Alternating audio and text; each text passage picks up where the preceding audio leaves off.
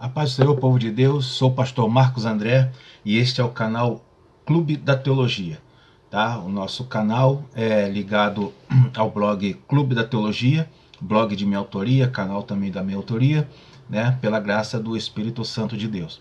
Então estamos aqui, né, neste dia, para nós darmos início a mais um vídeo explicativo da lição da Escola Dominical, a lição da CPAD, lição de número 7, tá? Para ser ministrada em 15 de agosto, nesse domingo próximo aí. Então estamos aí gravando esse vídeo para poder servir como apoio, como suporte aí para você que é professor, tá bom?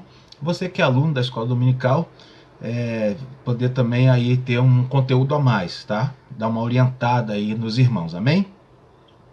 Glória a Deus por isso. Estamos aqui curtindo um friozinho aqui de Santa Catarina. Já estou aqui com o meu cafezinho para a gente poder estudar esta palavra, né, esta lição, tá bom? Então vamos ao que interessa aí. A lição, o tema desta lição é o ministério de Eliseu, tá? E nós vamos dar início aqui. Já na introdução, irmãos, nós temos aqui aonde ele vai explicar, vai dar o início, né? E eu recomendo a você, professor, aí já começar com os alunos o seguinte: já deixa eles cientes aí, se certifique de que os alunos saibam que o reino estava dividido, que eram dois reinos, reino do norte, reino do sul. Reino do norte, capital é Samaria, reino do sul, a capital era Judá, né? A capital, perdão, era Jerusalém, né? O reino do sul era chamado de Judá porque eram as duas tribos, Judá e Benjamim. Mas a tribo de Judá, ela era maior que a tribo de Benjamim, tá? Então vamos, na introdução, ele vai falar algumas coisas aí, o comentarista, e eu destaquei o seguinte, né?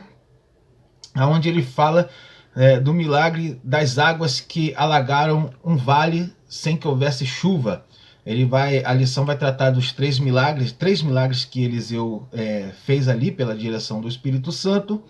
E aqui a introdução fala desse milagre das águas que alagaram o vale. Aí eu só destaco o seguinte, né, que convém explicar para os alunos ali, que não foi bem assim, as águas não cobriram todo o vale. O que aconteceu foi o seguinte: Deus falou para que Eliseu mandasse aqueles reis, né, que cavassem covas, né, covas, ou seja, não era um poço, né, poço é fundo, a cova era mais rasa, cavar covas em toda a superfície do vale, porque não haveria chuva, mas aquelas covas se encheriam de água. Essa aí era a ideia, né? Então, quando fala que o vale se encheu de água, quer dizer que as covas foram cheias de águas e elas funcionaram como poços, né? E ali eles puderam dar de beber. A água que brotou ali naqueles poços, pela mão do Senhor, né? Pelo milagre de Deus. E a ideia é essa, que é uma água limpa, né? Água potável ali para eles, tá? Então esse foi um milagre. A lição a gente vai falar sobre isso também mais à frente, tá? E também eu comento o seguinte, né? Que alguns milagres que Eliseu fez ali naquela ocasião deram uma fama muito grande para Eliseu, de maneira que ele ficou conhecido até fora do reino, né, de Israel. Ele era do reino do norte, Eliseu. Ele passa a ser conhecido fora dos limites ali, né? Em outros países ele era conhecido na ocasião, tá? Por conta desses milagres, né, dessas operações de maravilhas aí que Eliseu fazia pela mão do Senhor, tá? Vamos para o tópico 1, né, que diz: Eliseu salva 3 reis e seus exércitos. E no subtópico temos um aí, reis bons e maus, tá? Aqui o comentarista fala que houve alternância em Israel, né, nos reinos, né? Houve alternância entre reis bons e maus. E eu recomendo o seguinte, né? O meu destaque para isso é o seguinte, que é bom esclarecer aos alunos que essa alternância, na verdade, ela não ocorre nos dois reinos, né? Lembra que eu falei, era reino do norte, reino do sul. A alternância entre reis bons e maus só acontece no reino do sul, em Judá. Lá sim houve reis bons e reis maus. E no reino do norte, o que acontecia? No reino do norte só houveram reis ruins, reis maus, reis que não fizeram a vontade de Deus. Essa é a verdade. Eu já conferi isso na Bíblia, você pode também, professor, né, aluno aí, pode conferir. Essa é a realidade, tá? Houveram reis bons e maus, mas somente no reino do sul, somente em Judá, né? Então, no 2 aí, nós temos o título: Três reis vão à guerra contra os moabitas. Tá? Três reis. Então foram o rei de Edom, o rei de Judá e o rei de Israel. Esses três reis foram à guerra. Edom foi à guerra junto com Israel porque, aqui eu faço um destaque sobre isso, porque era um rei vassalo, tá? Professora, professor, né? Convém explicar aos alunos aí, né? Que era um reino vassalo de Israel. Ou seja, perdão, de Judá, né? Um reino vassalo de Judá. Quer dizer que eles eram dominados por Judá. Tá? Edom era um reino dominado por Judá. Esse reino, eles faziam isso na época porque quando um reino era mais fraco e tinha muita proximidade, igual Edom ali era vizinho de Judá, quando havia muita proximidade e um reino era fraco, temendo ele ser invadido pelo reino rival ali, pelo reino mais forte, eles assinavam acordos de vassalagem, tá? Ou seja, se comprometiam de pagar impostos, se comprometiam de liberar recursos, inclusive de ir à guerra caso o outro reino precisasse, tá? Isso aí é um acordo de vassalagem.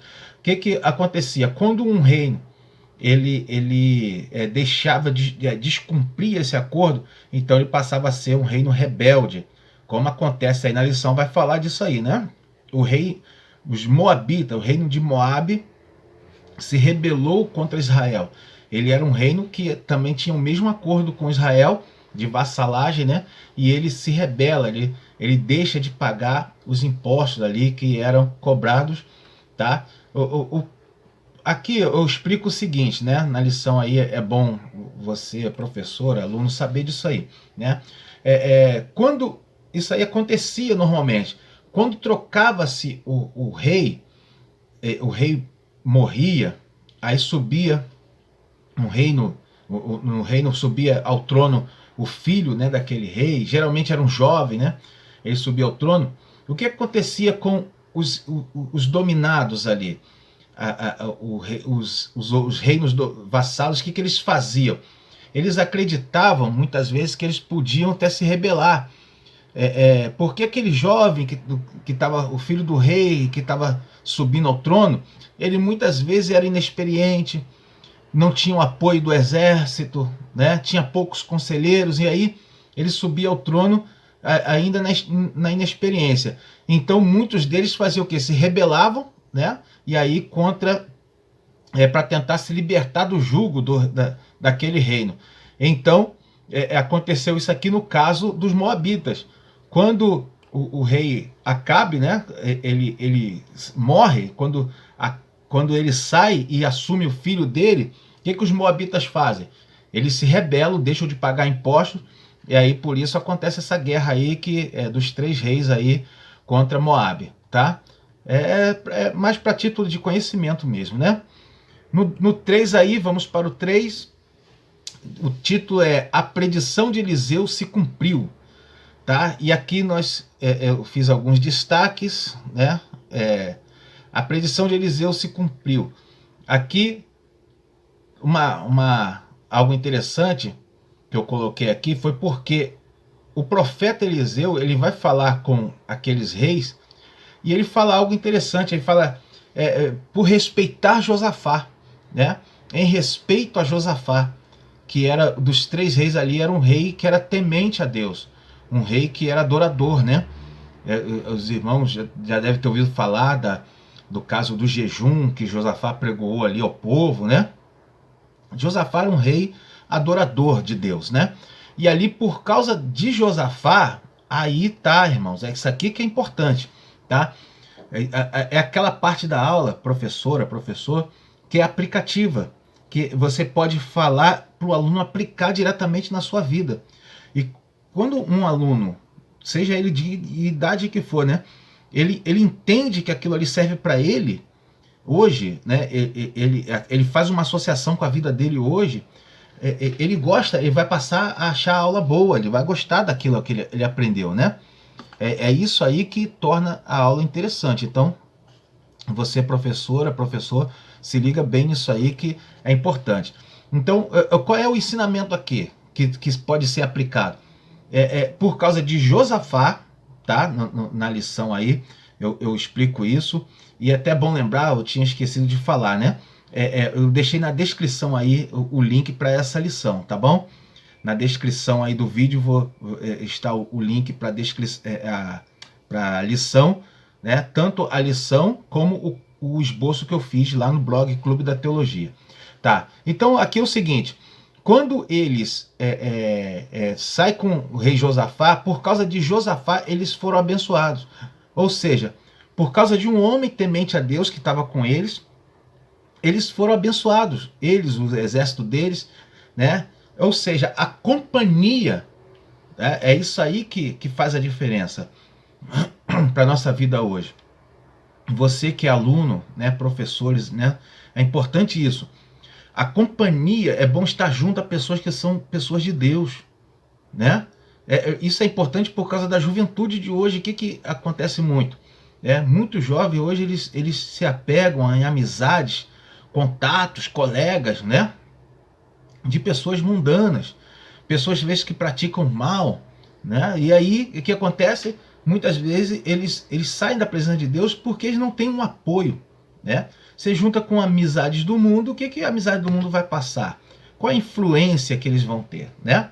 A influência é para fazer as coisas do mundo, isso aí é um problema que está acontecendo hoje, né? E é importante ensinar sobre isso, tá? Também eu fiz um outro destaque, né? Aqui sobre aquela situação das covas, né? O comentarista fala que Eliseu previu que águas em abundância alagariam milagrosamente toda aquela região. E de fato aconteceu, mas convém lembrar, né? E aí é onde eu deixo mais alguma coisa para os irmãos. Convém lembrar que eles precisaram cavar as covas, né?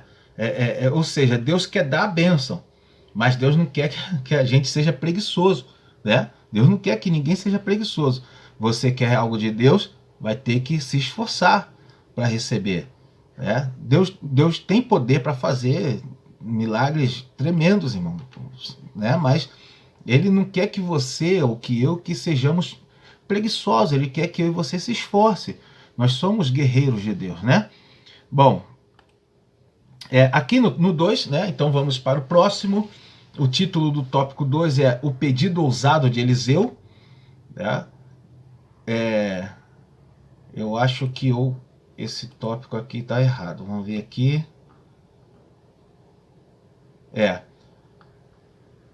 O 2 é Eliseu aumenta o azeite da viúva, tá? Então, daqui a pouco eu dou uma corrigida aí, mas vamos... Deus aumenta o azeite da viúva. Eliseu aumenta o azeite da viúva, tá? E no 1, nós vamos falar sobre o tópico 1, que tem como título A Situação das Viúvas em Israel. A situação das viúvas em Israel, e aí eu fiz alguns comentários. É importante salientar o seguinte, tá? As mulheres daquela época dependiam de seus maridos. O que eu coloco aqui como comentário é que não havia programas sociais em Israel. Programas, né, como Bolsa Família, que tem hoje, né? E outros programas onde o governo ajuda as pessoas carentes. Não existia isso em Israel. Existia só uma ordem de Deus, né, pela lei, para que se dessem, né, fossem ajudados ali os órfãos, as viúvas, que eram pessoas que não tinham como adquirir recursos, né? E Deus, ele manda que as pessoas ali, os donos de terras, tivessem o coração bons para com esse pessoal, para com essa população, tá? E um dos motivos aqui, tem um outro que eu coloquei também interessante, né? Além de não ter programas sociais, o que acontecia? As mulheres, elas não tinham na sociedade nenhuma oportunidade de emprego. Às vezes eram mulheres, né, viúvas que ainda estavam, né, novas, né? e elas não tinham oportunidade de emprego, não existia emprego para as mulheres, né? Então, aí por isso, quando ela perdia o marido ou o filho, elas ficavam sem nada, né? Ficavam sem recurso nenhum, ia ter que mendigar, né? É até um caso clássico na Bíblia, o da viúva de Naim, né? A viúva de Naim, ela não tinha o esposo, mas ela ainda tinha um filho para ajudar a trazer um recurso para casa. E aí depois o filho morreu. Ele ia ter o quê? Não ia ter mais nada, né? Jesus, ele faz ali um milagre e uma obra social ao mesmo tempo, né? Bom, continuando, então, outro destaque que eu separei aqui foi o caso do marido dela, né? Ele, por mais homem de Deus que ele era, ele cometeu um erro grave ali, e aí é bom até alertar, né? Os irmãos, se for uma classe de adultos, é bom falar até sobre isso. O erro dele foi adquirir dívidas e não resolvê-las em vida, né? E deixou como herança para sua esposa, para sua família, dívidas. E naquele tempo a dívida era passada para a família, não tinha como é hoje, leis que garantem, né? Leis do consumidor, que a dívida ela morre com a pessoa, com o falecido. Naquela época a dívida passava para a família. E aí? Tá?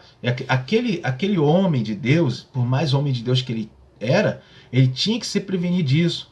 Levado o problema lá para a escola dos profetas, né? Para falar, até para Eliseu, explicar a situação que ele estava passando, um terrível problema, tá? E aí não deixar para a esposa aquela dívida terrível. Continuando, no 2, o título é Uma botija de azeite foi suficiente para Deus operar o milagre. Né? O título do subtópico 2 aí, eu fiz um destaque interessante, né? Que o milagre que Eliseu propôs a ela era para ser compartilhado com a vizinhança. Tá? Era um milagre que eles ia envolver toda a vizinhança, porque ela teria que pedir vasilhas emprestadas em toda a vizinhança, em todos os lugares ali, né? Os vizinhos. Ou seja, aí vai envolver várias coisas, né? A gente vou ver isso aqui mais à frente aqui. E o seguinte, ali é um milagre onde os filhos iam ter que trabalhar, tá? Se os filhos iam ser os beneficiados para não ser vendido como escravo, eles mesmos iam ter que trabalhar no milagre, a família toda envolvida, né? Aí é interessante isso, tá? E um detalhe aqui, irmãos, que eu destaquei também, sobre isso daqui, é que para que esse milagre acontecesse, alguns elementos aí ia ter que ser compartilhados, combinados, né? Algumas coisas teve que ocorrer aí, né? Por exemplo, ela teve que confiar na palavra do profeta, teve que ter a disposição dos filhos para buscar vasos emprestados, uma boa relação com os vizinhos, a disposição para vender o azeite depois. Tudo isso teve que ser combinado aí para que aquele milagre acontecesse, né? Então, certos milagres de Deus na nossa vida, que envolve principalmente os que envolvem a nossa família toda, né, requer uma combinação de vários elementos, tá? Uma combinação de vários elementos que envolve atitude, fé, confiança, tá? Isso é bom ensinar, isso aí é bom os alunos estarem sabendo, tá? Os irmãos, você que está acompanhando o vídeo aí, vai perceber que o que eu escrevo no blog ali, né, no meu comentário de esboço, quando eu venho aqui para o vídeo, eu falo algumas coisas a mais. Por isso é interessante acompanhar os vídeos também, tá? O vídeo explicativo aqui é muito bom. É quase igual uma aula, né, na verdade. Vamos lá para o 3. O título é Fé, Obediência e Família Unida. Tá? Aqui. Irmãos, dando continuidade então ao nosso estudo, né? Então vamos para o tópico 3, onde o título é A Morte que Havia na Panela. Tá? Então aí nós vamos ver o primeiro título, o primeiro subtópico, que é a Escola de Profetas. E aqui o comentarista faz uma afirmação, né, que eu gostaria até de comentar sobre ela. Ele diz que nessas escolas os alunos eram encorajados a buscar uma melhor compreensão da palavra de Deus. Na verdade, aí o meu comentário sobre isso é o seguinte, né, que na verdade é uma especulação, não tem como a gente saber se esse era o propósito, né, de ensinar os alunos a ter uma compreensão da palavra de Deus, né, a compreensão do que Deus, da palavra do Senhor. Porque essa escola de profetas, ela foi fundada lá por Samuel, né, na verdade, e a Bíblia traz pouquíssimas informações sobre ela, não fala, né, o objetivo dela, qual era a função, não fala isso, só fala que eles se reuniam. E pelo que parece ali, pelo que dá para entender, essa escola era mais para ensinar os jovens o ofício profético, né? Era mais para orientar eles mesmo. Não tinham assim um propósito muito específico de um estudo sobre a Bíblia, não parece ser isso. Tá? Isso aqui é só um comentário, tá bom? Você, professora, professor, às vezes talvez seja bom nem comentar, né, sobre isso, assim, para não dar muito descrédito na lição, né? Não é interessante descredenciar a lição diante dos alunos, né? Só para você ficar sabendo mesmo, né? Para evitar um pouco as especulações, tá?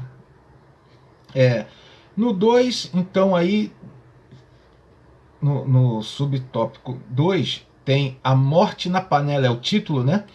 A morte na panela, e aqui eu fiz um comentário, né? Um destaque aqui. Aqui está dizendo que provavelmente pela falta de conhecimento, o jovem ali foi pegar um alimento, né? Uma espécie de pepino ali que a lição fala, né? E aí tinha veneno naquele alimento. Provavelmente eles começaram a comer, quando começaram a comer já sentiram que o negócio era ruim, né? Sentiram que o negócio era venenoso, alguém identificou, tá? E aí foi necessário Eliseu fazer um milagre ali para resolver o problema. A questão aqui, a questão a ensinar é o seguinte: a falta de conhecimento, isso aí é sempre aplicativo para a gente, sempre dá para aplicar nos estudos, né? A falta de conhecimento, ela sempre vai afetar o homem de Deus, a mulher de Deus. Mas o detalhe aqui é que ela não afetou só aquele rapaz que pegou os legumes lá, o alimento para fazer a sopa. Ela vai afetar também os outros. E se Eliseu não está ali, né? O que podia acontecer? Todo mundo passa mal por causa daquilo ali, né? Então, a falta de conhecimento na vida de uma mulher de Deus, de um homem de Deus, vai afetar todo mundo que está à sua volta. Todo mundo que está à volta dessa pessoa vai sofrer de alguma forma, por causa da falta de conhecimento de uma pessoa, tá? Isso aí é importante ensinar, né? Bom, e outro detalhe aqui sobre isso é o milagre que Eliseu faz. Eliseu pede farinha, coloca a farinha ali, e a partir dali se opera um milagre, tá? O que acontece aqui, irmão? Aí isso aqui é meio delicado. Vamos lá, vamos entender. Quando Eliseu fazia sempre milagres associados a algum gesto, alguma coisa, né? Então, o que algumas pessoas, e aqui vai falar de falta de conhecimento, algumas pessoas, por falta de conhecimento aliado ao que Eliseu fazia, aí a pessoa junta a falta de conhecimento, o que eles fazem, né? Eles ensinam que há poder em algumas coisas ungidas, no objeto, né? Tipo, vamos lá, vamos colocar alguns aqui, né? A camisa ungida, sabonete ungido, lenço ungido. E eu já vinha falando antes e retorno aqui, o que opera o milagre, além do profeta de Deus, do homem de Deus, da mulher de Deus, que está ali como canal, o que vai fazer o milagre, vai ajudar a operar o milagre de Deus na vida de alguém, é a fé da pessoa, é a fé do homem, da pessoa que necessita ali do milagre, tá? E não no objeto, porque a farinha estava ungida, né? Não, nada a ver. Então, aliado à falta de conhecimento, ao que acontece ali no Antigo Testamento, muitas pessoas passam a ensinar, né? Esse é o detalhe. Elas não só acreditam nisso, como elas ensinam isso, e que há poder no terno do pastor tal, no bastão de Eliseu, no cajado de Eliseu, há poder. Não é que há poder ali, é a fé da pessoa, tá bom? E lembrando que o processo no Antigo Testamento é diferente do Novo Testamento, em que o Espírito Santo está derramado na face da terra, né? Tá bom? Então, aqui, esse é um ensinamento interessante. Você, professor, né? Dirigente, pastores, né? Quem seja, você vai ensinar isso aqui. Toma cuidado para não citar aí nenhuma igreja, né? É interessante resguardar-se disso, mas ensinar os alunos que a falta de conhecimento pode acarretar essas coisas aí, né? Bom, e aqui nós vamos já concluindo, tá? Vamos continuar para partir aqui para a conclusão, aonde eu fiz um destaque aqui na conclusão. Aqui eu separei o seguinte: acontece em cooperação, os milagres de Eliseu, né? Acontece em cooperação com algum tipo de trabalho ou atitude humana, tá? E aqui eu lembro que convém enfatizar que os milagres acontecem em cooperação com trabalho e atitude, né? Não por causa de objeto, tá? Então aí é interessante ensinar isso aí. Não é por causa de um objeto que o milagre acontece lá no Antigo Testamento. Não foi por causa da farinha que Eliseu, né, fez aquele milagre. Foi por causa de um trabalho, uma atitude da pessoa, tá? A atitude daquela viúva lá do azeite, a atitude de mandar os filhos ir lá e pegar os vasos, acreditar na palavra do profeta, tá? Algumas atitudes, alguns gestos, o trabalho daqueles homens lá, aqueles soldados de cavar as covas lá no vale para poder encher de água, são essas atitudes, é isso aí que Deus quer na vida da pessoa. Não que você fique acreditando em objetos ungidos, e tem que tomar cuidado, tá bom? Essa aí é uma máxima aqui da lição que é importante passar, tá? Aqui, né, já estamos finalizando. Você faça a revisão aí com os alunos, aborde os pontos importantes, interessantes aí que foram falados na lição, faça de novo ali essa revisão, tá? Para ficar bem na mente deles. Ore com a classe, é importante isso. E uma coisa interessante que é muito boa aqui é a gente poder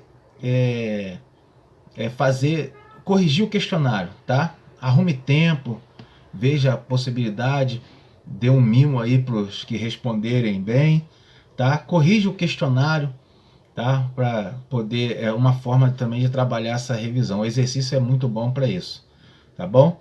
E convide eles para a próxima aula, tá? Isso aqui, nós estamos finalizando esse vídeo aqui para a gente convide eles para eles poderem comparecer de novo na escola dominical. Irmãos, então é isso, tá? Fechamos aqui mais um vídeo explicativo. Infelizmente o celular ficou sem carga ali e cortou o vídeo no meio, mas não tem problema. Vou tentar juntar aqui os dois, e não conseguir, vai ficar 2 vídeos mesmo, tá bom? Sou o pastor Marcos André, esse foi mais um estudo da Palavra de Deus. Até a próxima aula. A paz de Cristo a todos.